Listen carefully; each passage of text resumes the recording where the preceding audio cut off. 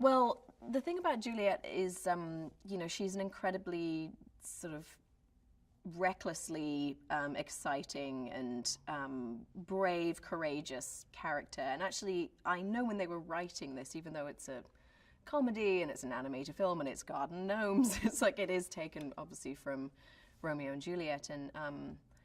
And I played Juliet on stage once as well, so it's an interesting thing to play the real version and the gnome version. But they're actually very similar characteristics, similar traits. I think it's wonderful to have a sort of previous life with a character and be able to develop her even more. So this is the second chapter of their lives, and they are moving from Stratford-upon-Avon to London, and the Blue family and the Red family are now combining. They were arch enemies, now they are friends, and they work together, and so they're starting a new garden in London at a purple house, so the idea of the blue and red combining. If you're any good at art, that's what you'd probably figure out.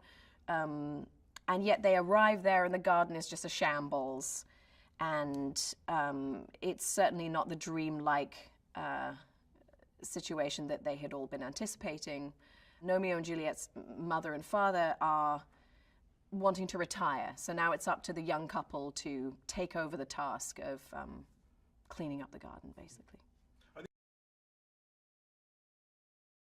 There are new characters in this film in the shape of Sherlock Gnomes and Watson.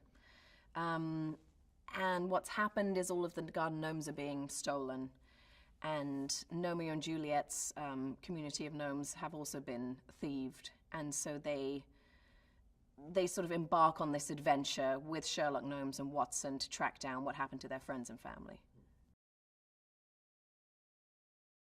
When they embark on this journey with Sherlock Gnomes and Watson, you see the two main storylines be affected by this new injection of characters. And so you're dealing with the sort of breakdown or the complications of the Gnomeo and Juliet relationship. And they get separated for most of the film. But you've also got this fresh injection of, you know, these hilarious characters that are helping them but also doing them a disservice at the same time. So the couple discover a lot about themselves, a lot about what really matters to them on this journey with Sherlock and Watson. Well, I think that there's a certain gravitas that comes with characters like Sherlock and Watson. There's a familiarity, there's a sense of nostalgia, there's a sort of deeper understanding of these characters right off the bat, and I think there's something really funny about them being the versions of these characters that you are sort of surprised by in the gnome world. And yet I'm sure what Johnny Depp has brought is, you know, that fast-paced, hilarious, intellectual talk that we're all familiar with when it comes to Sherlock Holmes. But I don't know, I think it just adds a layer of nostalgia for people that will be cool. Well, I'm from London, so of course I'm its biggest fan.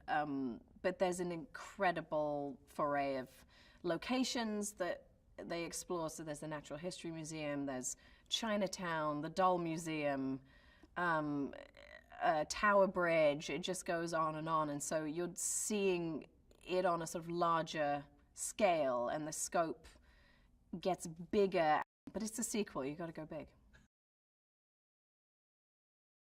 Johnny Depp has that incredible reputation and legacy of being such a shapeshifter, and so he sort of climbs completely inwardly into every character that he plays and carves out new space for himself whenever he plays a new character. And he has definitely got the mentality of go big or go home, and I think that he's exciting to work with. It's sort of, you just want to see what else he could do or who else he could play. And Chiwetel is just an extraordinary actor, and he brings a sort of grounding, sort of he's just got such gravitas to him, and it's fun to see him do something funny and silly at the same time. I think that you have boundless possibilities with an animated film, and I'm seeing that it's wonderful to make a film that I know my kids are going to be able to see, because they couldn't see half of the stuff that I've done, or at least shouldn't until they're 45. So I think that side of it is really cool. It's very easy to do an animated film. You can show up in your pajamas and no one would know.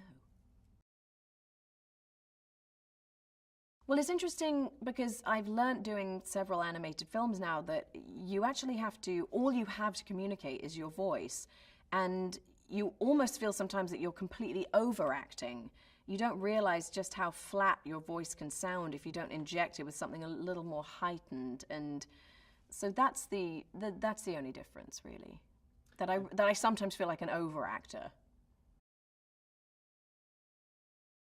Well, I just think she's just fearless and fun and adventurous and tenacious. There's something about her that's very modern. She's a modern girl, you know.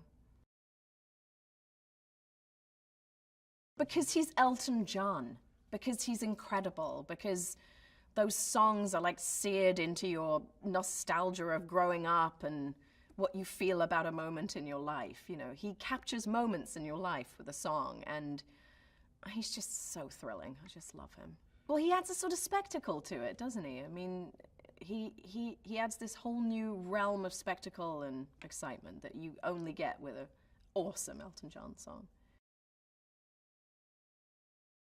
I think what I've learned having children and being in children's films is that you can't patronize kids, right? You can't just have it be a sort of happily ever after all the way through. Kids are so perceptive. They really understand much more than we realize. And so the idea of a relationship that's having complications amongst this fantastic adventure that is funny and silly and out there and huge is grounding, and I think that's what families will really respond to.